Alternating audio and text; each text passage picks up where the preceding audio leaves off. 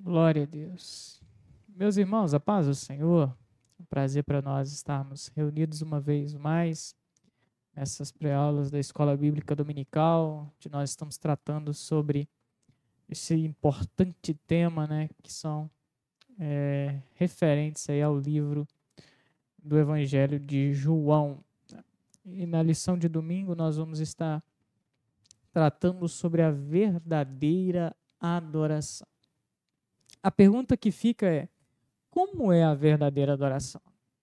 A gente vê alguns bordões, né, populares, alguns jargões populares, né? Adora o Senhor do seu jeito. E quando nós olhamos para as Escrituras, né, não existe isso de adorar a Deus do meu jeito. Deus é quem estabelece na sua palavra o padrão perfeito de adoração. Como Deus deseja ser adorado? E a pergunta que nós devemos fazer ao final dessa lição de domingo para os nossos alunos é: a nossa adoração está sendo agradável a Deus? A maneira como eu adoro a Deus está sendo agradável a Ele, né? Ou a nossa adoração não está sendo agradável ao Senhor? Por todas essas questões, nós vamos estar abordando na aula de hoje. Espero que seja uma bênção para você, professor da Escola Bíblica Dominical, que possa ser muito edificado, né, pela palavra de Deus. Vamos fazer uma breve oração e logo em sequência nós estaremos dando início à aula de hoje. Senhor Deus, nós te agradecemos e te louvamos por esse dia, por sua bondade, por sua misericórdia, porque o Senhor sempre está conosco, nos guardando e livrando de todo mal. Te pedimos, fica conosco e nos ajuda, Senhor, a cumprir o seu propósito e aprender a tua palavra. O nosso pedido é a nossa oração, em nome de Jesus. Amém. Amém. Pois bem, irmãos, a verdadeira adoração, então, lição de número 3. O texto que está inserido, né, o texto áureo dessa lição é João capítulo 4, verso 24, que diz que Deus é Espírito. E importa que os que o adoram, o adorem em espírito e em verdade. Nós temos por verdade prática, né, que adorar significa viver em total rendição a Deus, entregando-nos plenamente a Ele. Então é um estilo de vida. A adoração, no contexto bíblico, é um estilo de vida, é uma forma de vida. E que agrada a Deus, é um estilo de vida que agrada a Deus. Isso é a adoração. Então, o foco da nossa aula é explicar o que significa adoração no contexto bíblico e qual a sua implicação em nossas vidas. Temos aí 3 pontos a ser abordado na lição de domingo, né? O encontro em Samaria e 2 preciosas lições. O ensino de Jesus a respeito da verdadeira adoração e a adoração bíblica. São esses 3 pontos, né, que fazem parte aí do nosso escopo de estudo da lição de domingo, né? Vale ressaltar o pano de fundo histórico dessa lição é João capítulo 4, né, o encontro de Jesus com a mulher samaritana. Vamos em sequência, né? Veremos na aula dessa semana um dos temas centrais do Evangelho de João, a verdadeira adoração. O contexto de João 4 revela a carência e a importância de uma autêntica adoração. A partir do diálogo entre Jesus e a mulher samaritana, podemos extrair ensinamentos valiosos sobre a adoração. Então, pois bem, primeira coisa aí, né, no primeiro ponto, como o primeiro subponto aí, nós temos, né, a necessidade de passar em Samaria. E era-lhe necessário passar por Samaria. Isso nós vemos lá em João capítulo 4, verso 4. O Senhor deixava, né, a Judéia em direção à Galileia e teria de atravessar Samaria. Sabemos bem que todo judeu, irmão, ele evitava passar pelas terras de Samaria devido a essas rixas étnicas, essas contendas étnicas que existia entre os judeus e os samaritanos. Então, quando o judeu precisava subir, né, da Galileia para a Judéia e vice-versa, eles faziam uma volta para evitar passar dentro dos territórios de Samaria. Mas diz o texto que era necessário Jesus passar por Samaria para quebrar esses padrões étnicos, essas rixas entre povos, entre nações, para mostrar que a salvação ela deveria ser estendida não só ao povo judeu, mas também aos samaritanos e, por fim, né, a todas as nações. E era por isso que era necessário Jesus passar por Samaria, para mostrar de maneira prática, de maneira vívida, que todos devem e podem ouvir a palavra do Evangelho e crer nesse Evangelho para a sua salvação. Apesar de evitar entrar nessa cidade, devido à tensão que existia, né, entre judeus e samaritanos, havia uma missão ainda mais urgente. A missão de apresentar o Evangelho àquela mulher. Né? Então, Jesus, ele quebra paradigmas sociais, culturais, ele quebra paradigmas religiosos, porque ele via ali uma missão, um propósito grande de anunciar o Evangelho àquela cidade, né, àquele povo ali em Samaria.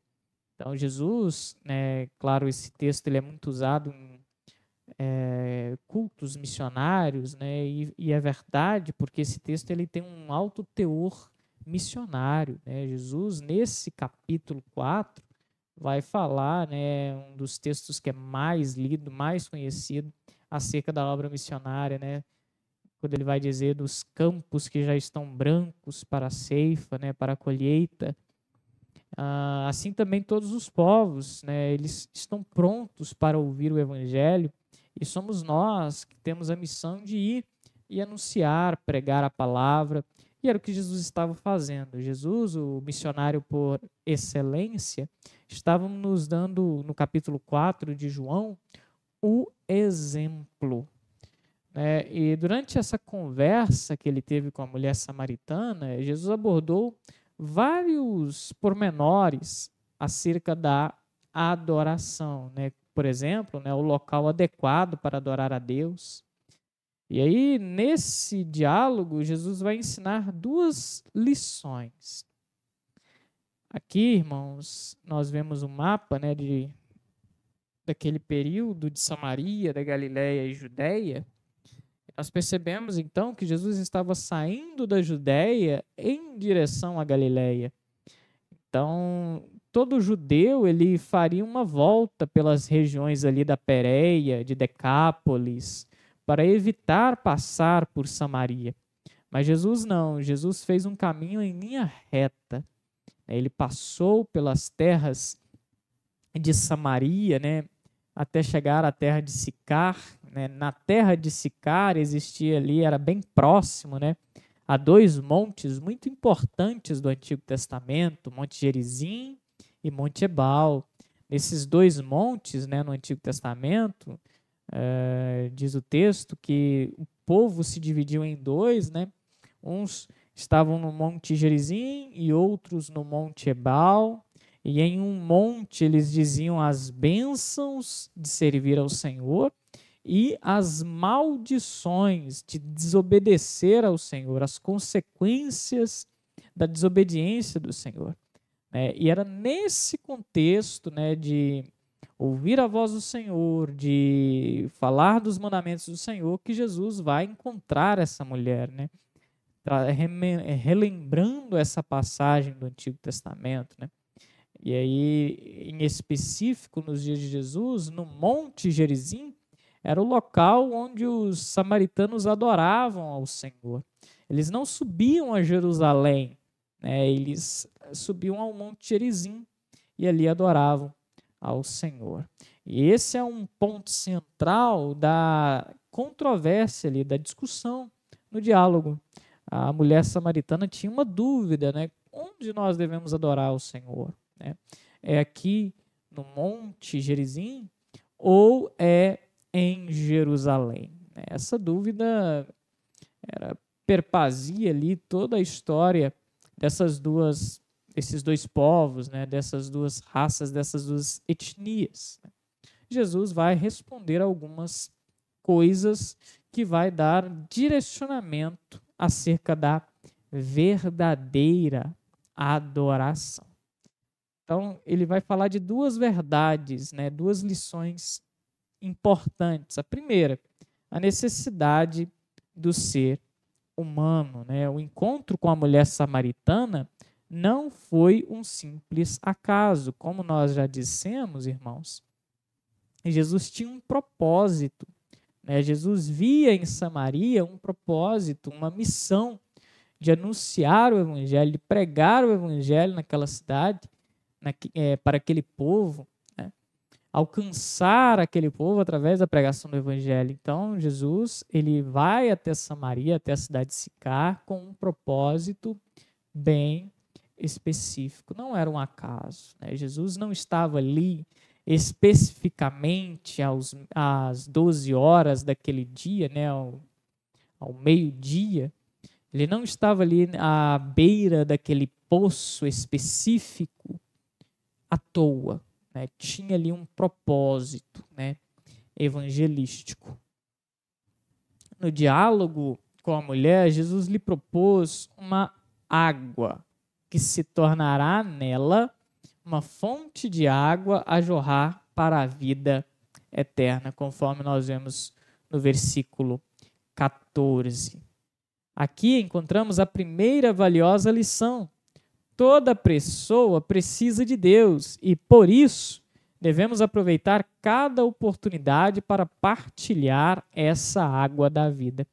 E aqui há espaço para muita aplicação, irmão, você, professor de escola dominical, neste ponto há muita aplicação, né? Quantas mulheres samaritanas nós já não encontramos no nosso dia a dia, ao nosso redor, né? Quantas pessoas sedentas, desejosas por ouvir o Evangelho, por conhecer Jesus, estavam na mesma posição que essa mulher estava. E nós devemos assumir a postura de Cristo, de transmitir as boas novas àqueles que estão sedentos, né? Pregar o Evangelho. Abrir, né, quem sabe, um tempinho na nossa agenda tão corrida do dia a dia para poder evangelizar, para poder falar de Jesus. Né? Às vezes nós estamos presos a tantas coisas, né, a tantos pormenores, precisamos resolver tantas questões, né?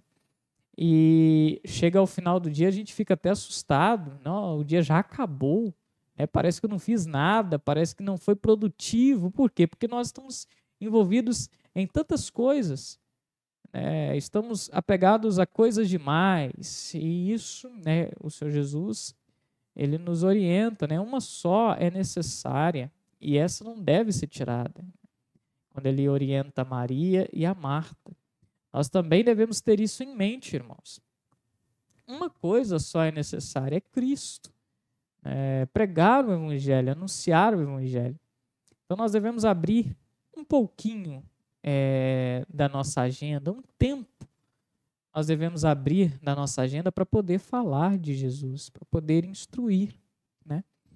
Porque 5 minutos, 10 minutos ou 15 minutos foi o que bastou para que Jesus pregasse o Evangelho para aquela mulher e ela cresce no Senhor Jesus. Às vezes, o destino de uma alma depende de uma conversa de 5 minutos. Às vezes, o destino de uma pessoa, olha só, às vezes o destino da alma de uma pessoa depende de uma conversa que nós podemos ter com ela, que vai nos custar aí 10 minutos. mas ela pode ser salva para toda a eternidade.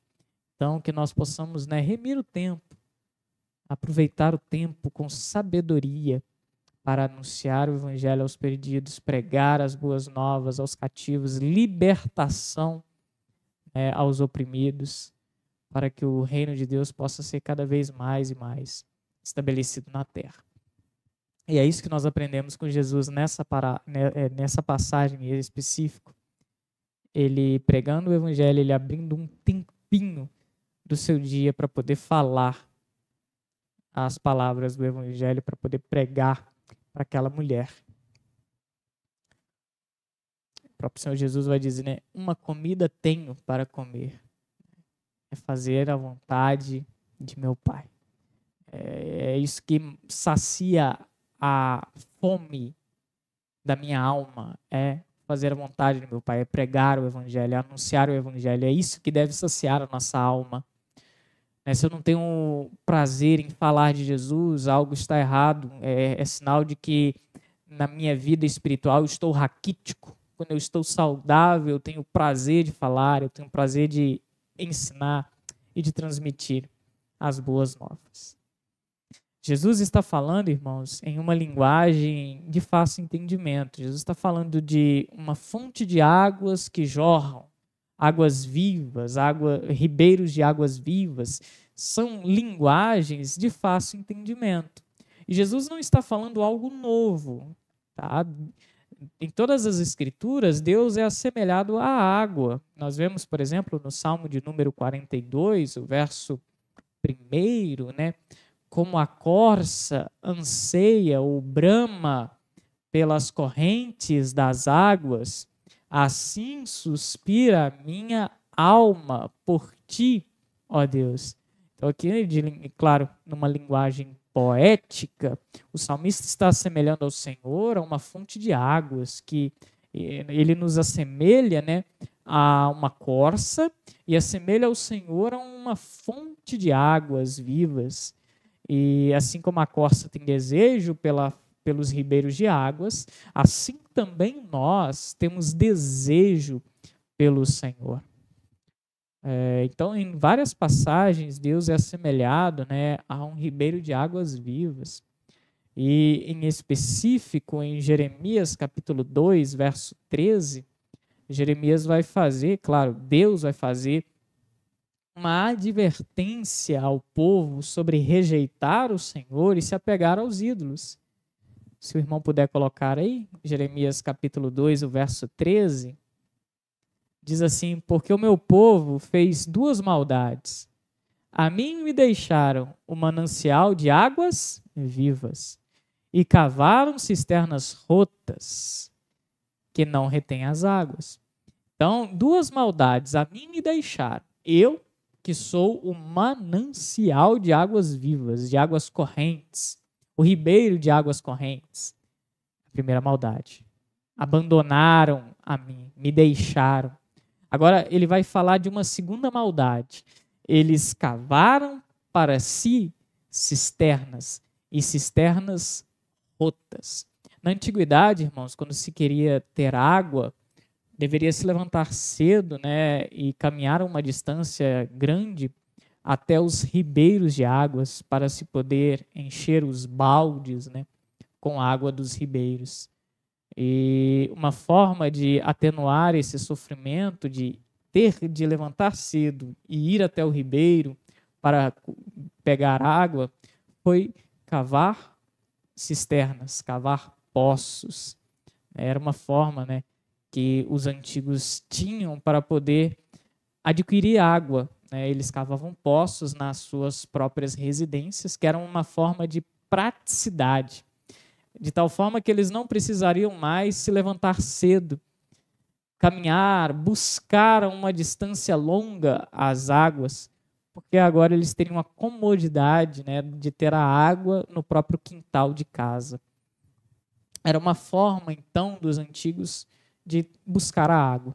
E aqui, nessa passagem em específico, Deus está fazendo alusão a essa prática. O povo já não queria mais buscar ao Senhor. povo já não queria mais ir às fontes de águas vivas, aos ribeiros, para poder encher os seus baldes, né? Já não tinha mais esse desejo de perseverar, de orar, de buscar ao Senhor, de renunciar a si mesmo e buscar ao Senhor. E ao invés disso, eles queriam praticidade. Preferiam construir, né, cavar as suas próprias cisternas. Ao invés de buscar em Deus, eles estavam buscando em ídolos. E aí Jeremias vai atenuar como que eram essas cisternas. Ele vai dizer que eram cisternas rotas, cisternas rachadas, que não retêm as águas. Eram como vasos, irmãos, vasos rachados. Deus é como um manancial de águas vivas, é como um ribeiro de águas impetuosas. Os ídolos é como cisternas rachadas, é como vasos rachados que não retêm água. Então aqui nós percebemos que o Senhor está admoestando o povo. A verdadeira adoração deve ser uma busca incessante pelo Senhor, como um cervo anseia pelas águas. Assim deve ser a nossa verdadeira adoração. O problema é que nós nos acostumamos com o divino, nós nos acostumamos com o sagrado, com o sobrenatural. É só mais um culto de domingo, é só mais uma reunião de terça-feira, um estudo bíblico, é só mais uma escola bíblica dominical. E esse costume com a presença do Senhor perde o brilho de estar na casa do Senhor, estar nos átrios do Senhor. E o Senhor, Ele nos chama a essa busca diária, a levantarmos cedo, a buscarmos, a caminharmos a uma distância longa para encontrar as águas vivas que são o Senhor. Por isso que no Salmo 1 ele diz que bem-aventurado o varão que não anda no conselho dos ímpios, não se detém no caminho dos pecadores, não se assenta na roda dos escarnecedores. Antes ele tem o seu prazer na lei do Senhor, e na sua lei medita de dia e de noite, ou seja, ele vai à fonte. Ele é uma árvore plantada junto aos ribeiros de águas, que a seu tempo dá o fruto. Amém, irmãos? Então a verdadeira adoração, ela parte de uma busca verdadeira e genuína pelo Senhor. Mas ele vai falar de uma segunda verdade, né, sobre o local, o lugar de adoração a Deus. Né? No diálogo, a mulher procura entender o local apropriado para adorar a Deus. Jesus responde revelando uma nova forma de culto. Né? Até então, o culto do Antigo Testamento era voltado ao templo. Né? Os judeus do Antigo Testamento, eles subiam ao templo para adorar ao Senhor. E a forma de adoração era muito templocêntrica, né? E isso nós vemos em vários salmos, né? O Salmo 84, né, fala de é melhor estar um dia na casa do Senhor do que em outra parte 1000, né? Preferiria estar, né, à porta da casa do meu Deus, né, do que habitar nas tendas da impiedade. Então, era uma forma de adorar ao Senhor, era estar no templo, né? Porque a adoração era muito templocêntrica. Era uma forma de adoração ligada ao templo. Só que Jesus agora vai estabelecer um novo paradigma, uma nova forma de adoração, que essa nova forma agora não era exclusiva de judeus e nem de samaritanos, né? Como a mulher samaritana pensava. Ela pensava, não, nós adoramos ao Senhor de verdade, porque nós adoramos no Monte Gerizim. Mas vocês dizem que nós devemos adorar em Jerusalém. De fato, onde nós devemos adorar? Está vendo? Ali, a forma de adoração que a mulher samaritana via, que ela tinha em mente, era uma forma de adoração local, de espaço geográfico. Onde nós devemos ir para adorar a Deus? Era esse o questionamento que a mulher samaritana tinha consigo. Nessa adoração, Jesus vai alinhar na mente daquela mulher o que de fato ele desejava e o que era a vontade de Deus quando nós o adoramos. Nessa adoração, o mais importante não seria a forma ou o local, mas sim a essência, ok? Era a essência da adoração que era mais importante. E aí, se o irmão puder colocar para nós, João capítulo 4, o versículo 23 e o versículo de número 24, diz assim: mas a hora vem, e agora é, em que os verdadeiros adoradores adorarão ao Pai, não no Monte Gerizim, nem em Jerusalém, mas em espírito e em verdade. Porque o Pai procura a tais que assim o adorem. Deus é espírito. Importa que os que o adorem em espírito e em verdade. Então, esses dois versos explicam-nos para nós qual que é, de fato, a preocupação de Deus quando nós falamos de adoração. Adorar a Deus não é só mais no templo. Adorar a Deus não está limitada a uma forma específica de culto levítico, de culto judaico. Adorar a Deus não está mais limitada a um espaço geográfico que é o templo. Onde nós estivermos, de qualquer nação que nós formos, nós podemos adorar o Senhor. Porque a adoração agora é irrestrita, não tem limites geográficos, não tem limites étnicos, não tem limites sociais. Em qualquer lugar, em qualquer circunstância, se nós adorarmos ao Senhor de todo o nosso coração, em espírito e em verdade, Deus recebe.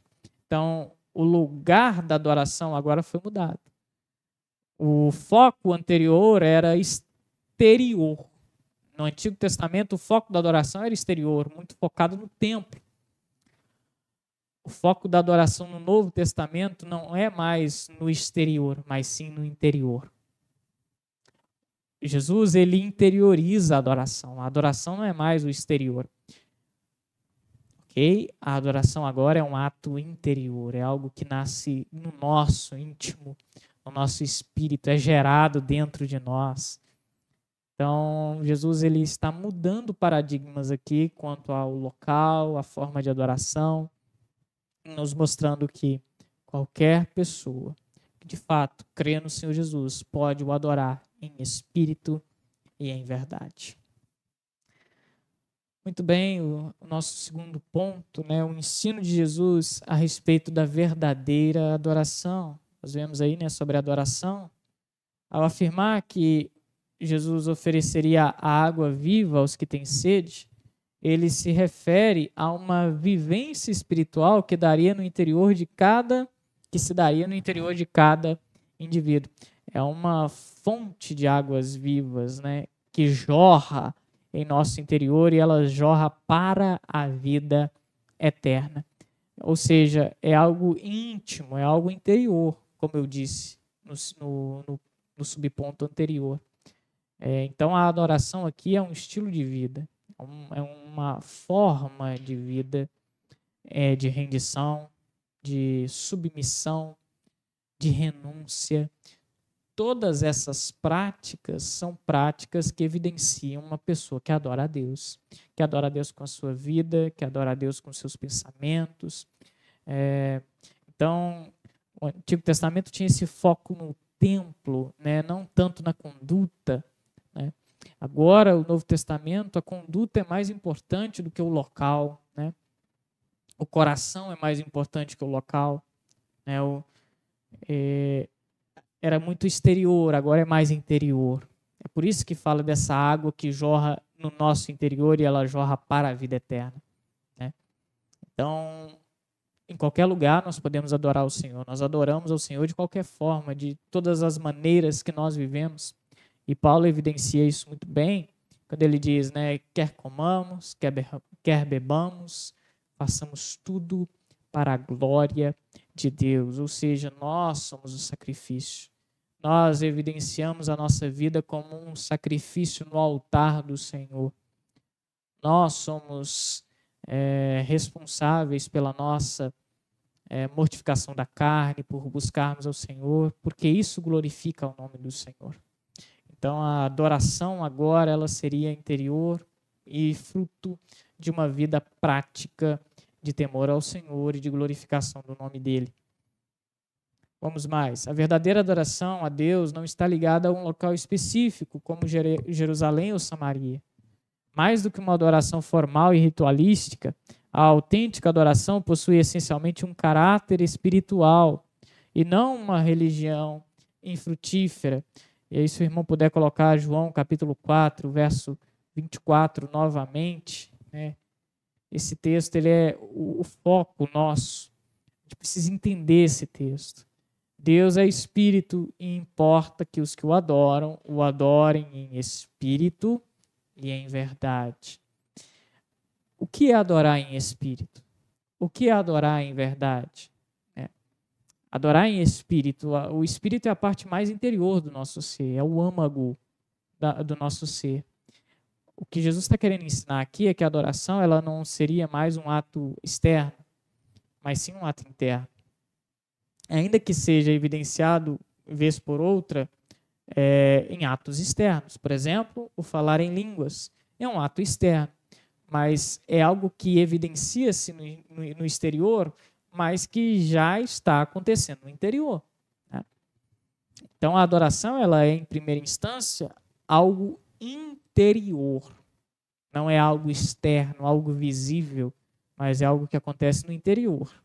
É uma mudança de postura, uma mudança de mentalidade, tudo isso é formas de adorar a Deus.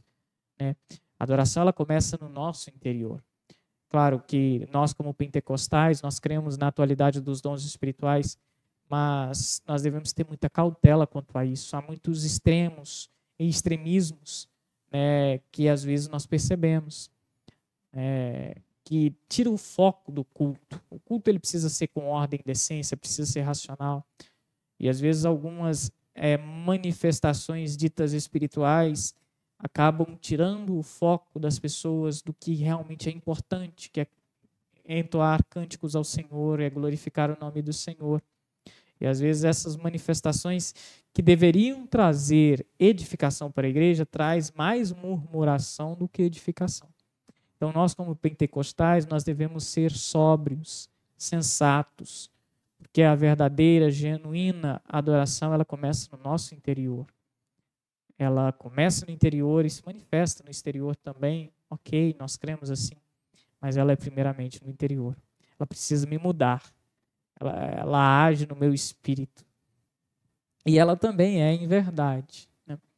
A adoração que Deus busca é uma adoração verdadeira, não hipócrita. Não uma adoração só de lábios.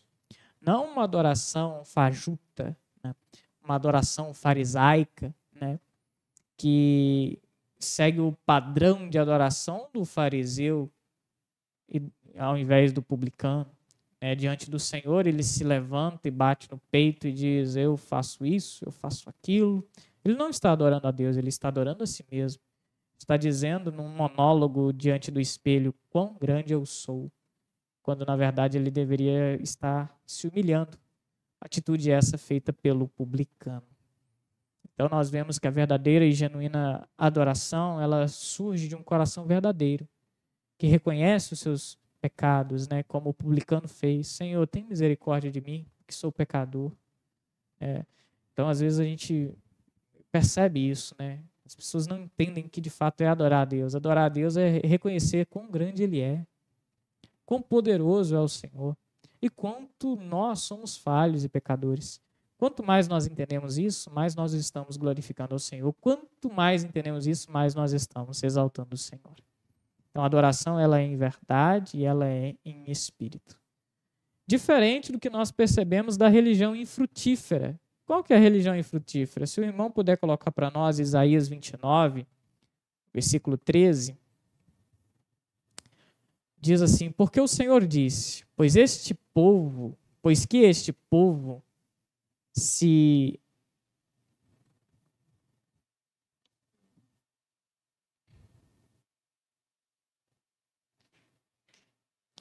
Porque este povo, né, se aproxima de mim e com a boca e com os lábios me honra, mas o seu coração se afasta para longe de mim.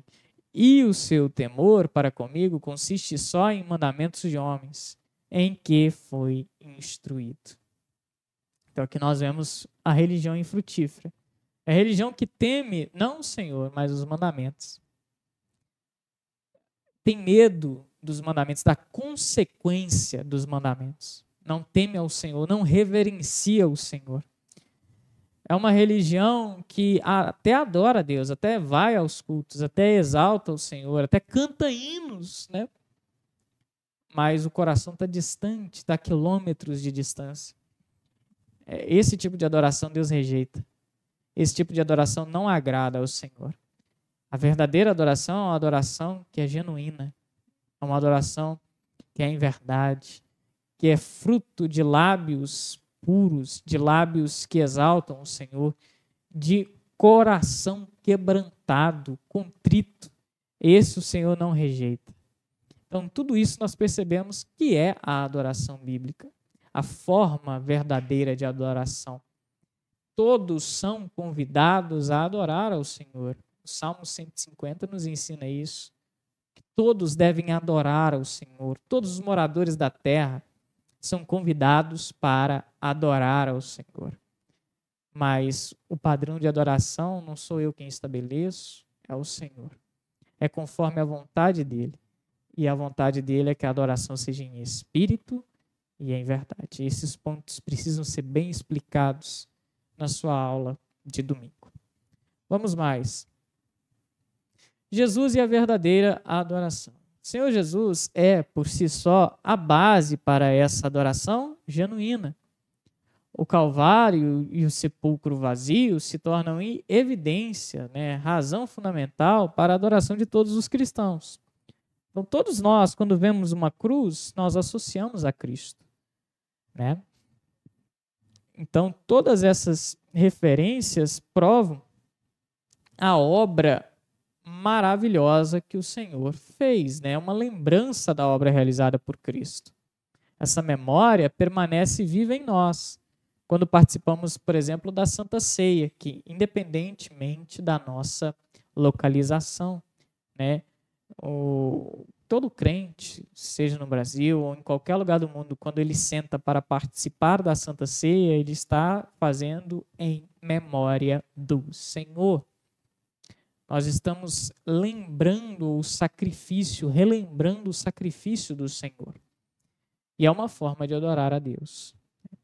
Então, Jesus, ele é a base, ele é o sustentáculo da adoração, né? Ele é adorado, nós vemos isso nos evangelhos, ele é digno de adoração, né? Porque ele é a base da nossa fé. Diz o escritor aos Romanos, né? Paulo diz que ele é o autor e consumador da nossa fé.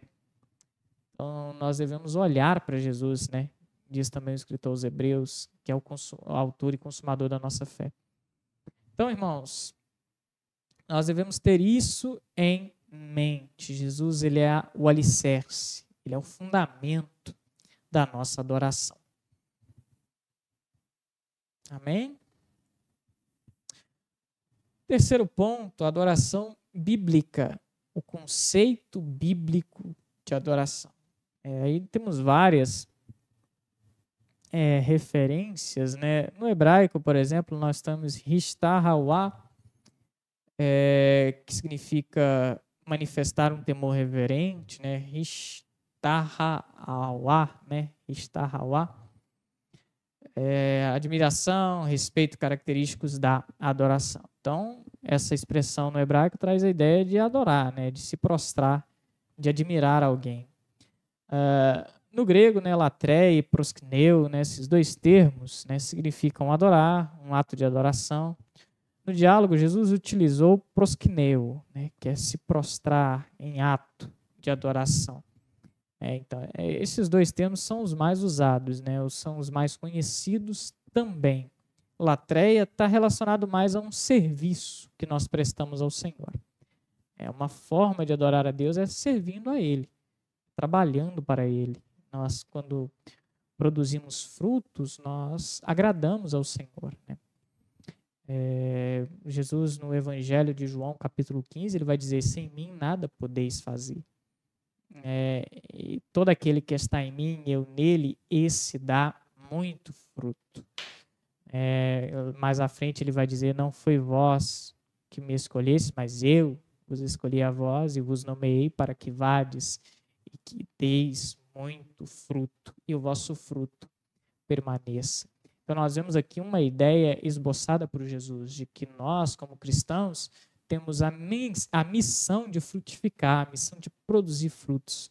É um chamado, é uma vocação sermos frutíferos no reino de Deus. É uma missão dada por Jesus a nós, frutificar. Né?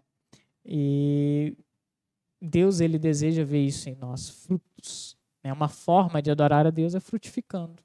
E isso é bem claro em várias parábolas e eventos na vida de Jesus. Por exemplo, quando ele encontra uma figueira, né, cheia de folhas, né, e ele pensa, logo deve ter frutos, e ele coloca a mão para pegar o fruto e não acha nenhum. O texto diz que ele amaldiçoou aquela figueira que na hora secou e murchou, morreu. Isso revela-nos que nós sermos infrutíferos nos trará condenação. Em outra passagem, né, da parábola dos talentos, que são assemelhados também à frutificação, né, há esse paralelo nós podemos fazer. Aquele que tinha um talento, diz o texto, ele escondeu o seu talento, cavou e escondeu, né, ocultou o seu talento. Aí quando o Senhor voltou para fazer a paga, né, aos servos dele, o último que tinha esse um talento chegou diante do Senhor e disse: olha, eu escondi, eu sei que o Senhor é um Senhor que, né, cava onde não plantou e tudo mais, e ele vai usar uma desculpa fajuta, e diz o texto que o Senhor vai virar para ele: olha, servo mau, você poderia ter deixado no banco e agora eu pegaria com juros. E aí ele tira aquele talento que aquele homem recebeu e dá ao que tinha 5 e expulsa aquele homem. Né? Então nós vemos aqui, irmãos, uma palavra muito pesada também. Né? Uma forma de adorarmos a Deus é com o nosso serviço. É produzindo frutos, é frutificando no reino de Deus, sendo úteis, né?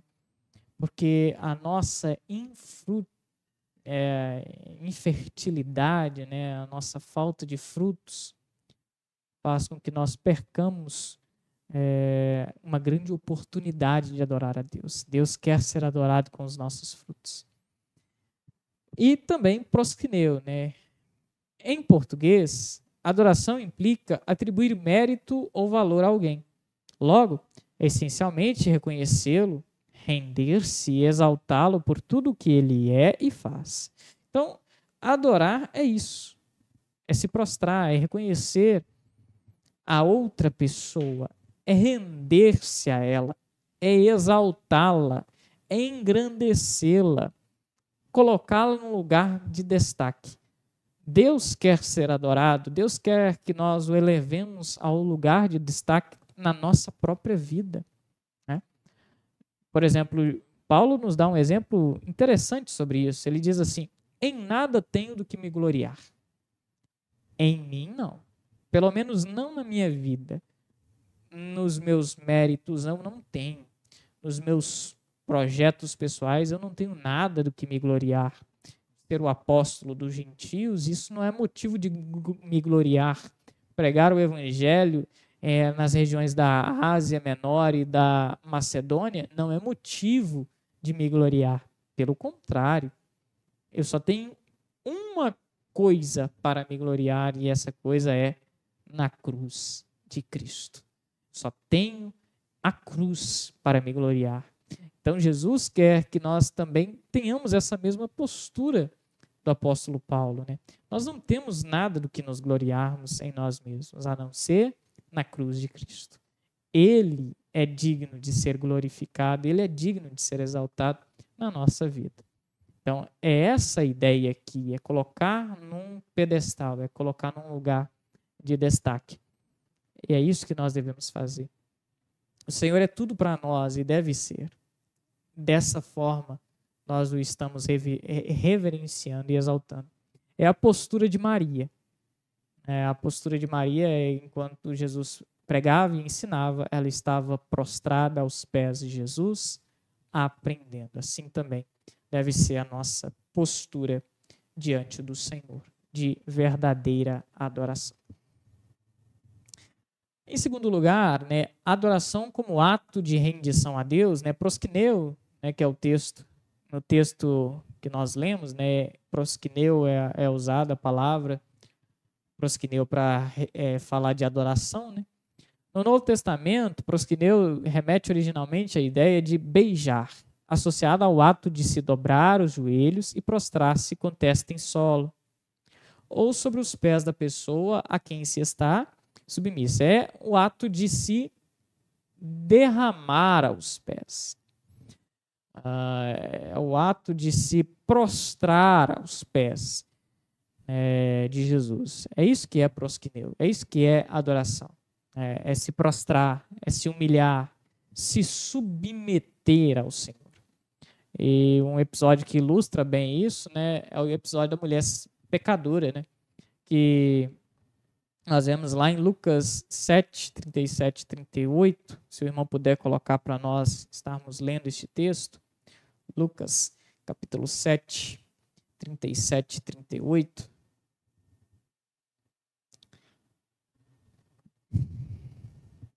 E eis que uma mulher da cidade, uma pecadora,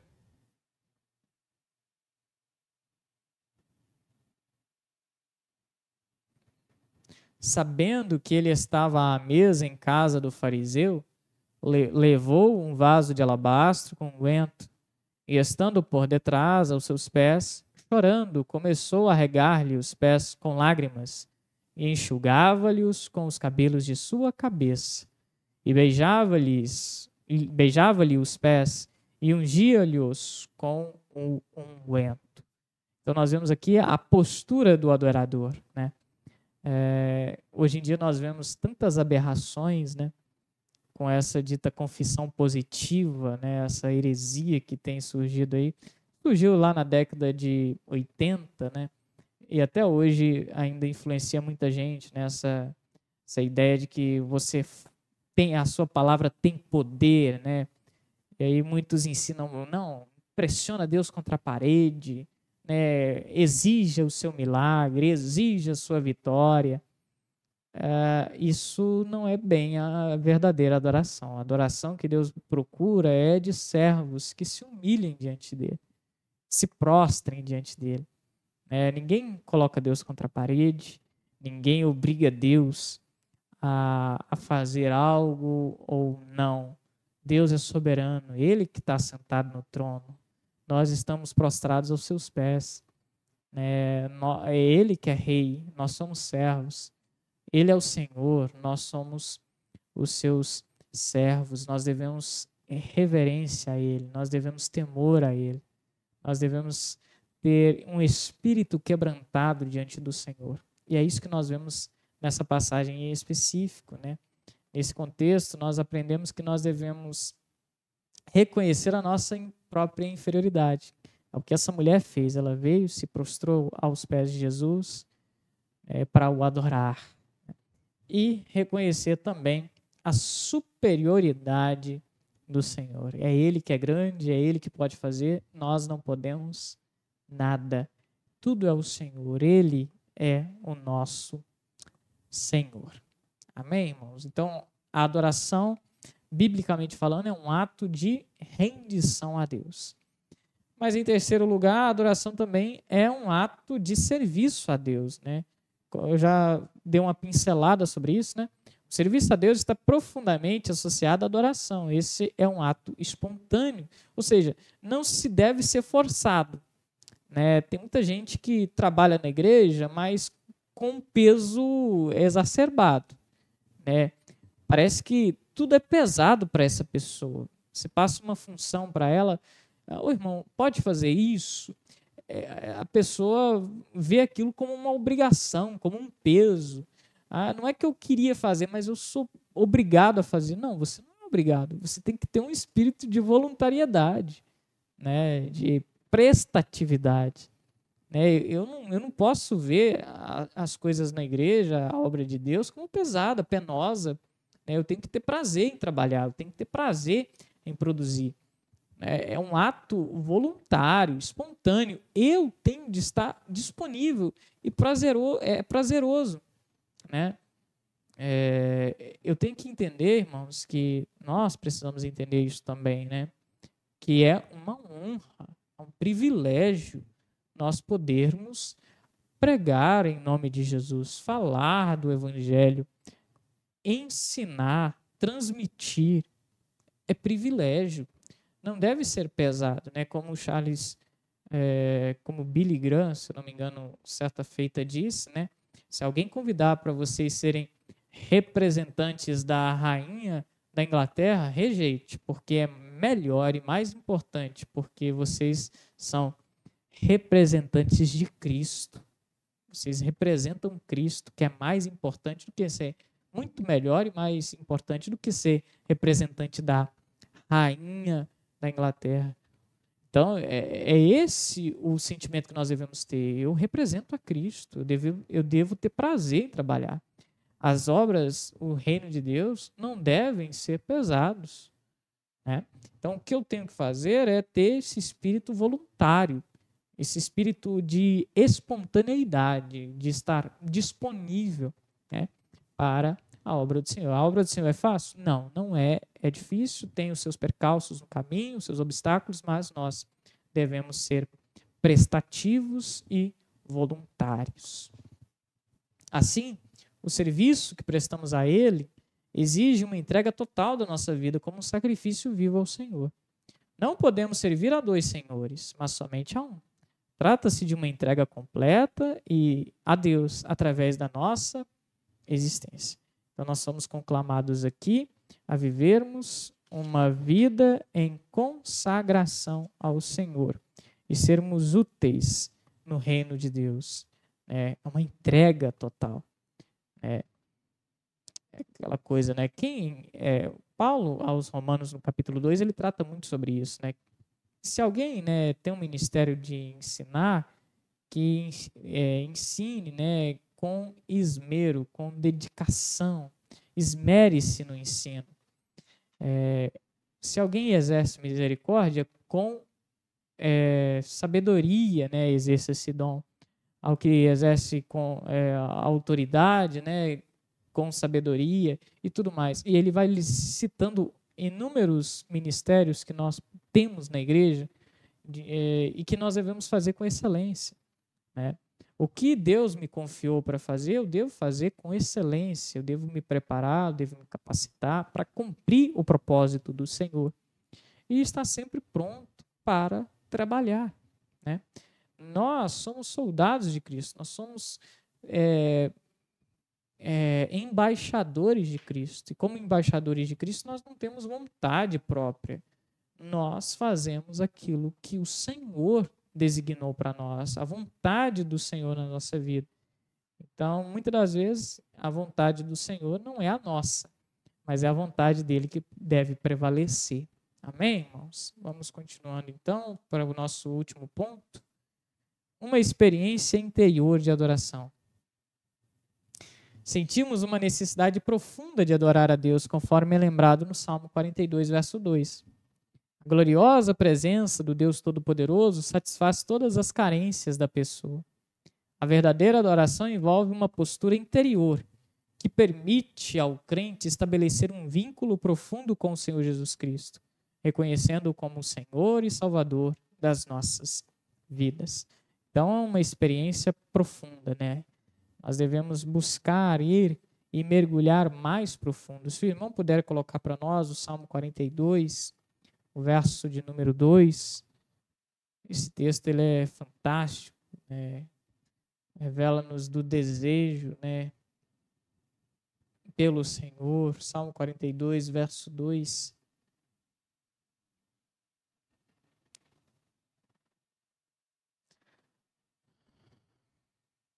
A minha alma tem sede de Deus, do Deus vivo.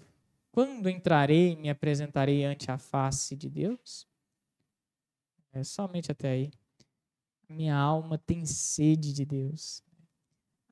Esse texto em específico traz a ideia de um homem perdido no meio de um deserto.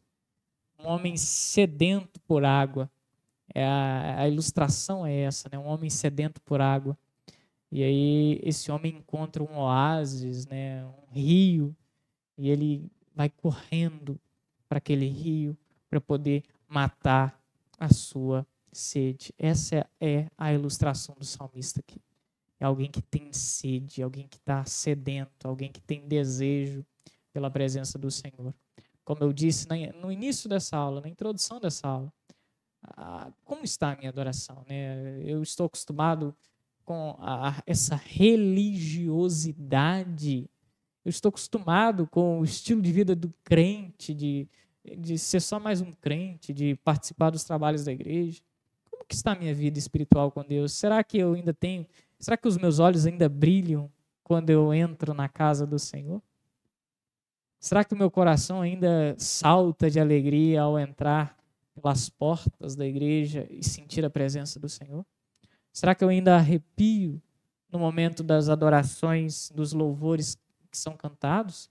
Será que eu ainda falo em línguas estranhas quando o louvor toca o meu interior? Será que no momento do culto eu ainda sinto de fato a presença do Senhor ou eu estou vivendo de aparências? Eu estou vivendo, como nós vimos no primeiro ponto, uma religiosidade infrutífera. Adoro o Senhor com os meus lábios, mas o meu coração está longe. Esse é o ponto 4, onde você vai fazer a reflexão final. Aproveite esse ponto, professor, para refletir com seus alunos alguns princípios práticos de tudo que nós vimos na aula de hoje, de todos os pontos que nós vimos sobre o local da adoração, os padrões divinos para a adoração verdadeira. Esse é o ponto culminante, o ponto mais alto da sua aula, é o clímax, onde você vai aplicar na vida do seu aluno e reforçar para ele que nós devemos ser como a corça que tem desejo pelas águas, como um sedento que tem desejo, sede, e só no Senhor nós podemos saciar a nossa sede. Amém? Nossa conclusão, então, irmãos, para nós encerrarmos, no capítulo 4 do Evangelho de João, revela duas lições valiosas, né? Todo ser humano possui uma necessidade a satisfazer, a necessidade de Deus. Em segundo lugar, em Jesus, a verdadeira adoração surge como um movimento que se inicia no interior. Tudo isso resulta de uma experiência viva com Jesus Cristo. Amém, meus irmãos? Muito obrigado pela sua atenção. Deus em Cristo continue te abençoando você, sua preparação para a lição de domingo, te dando graça e sabedoria.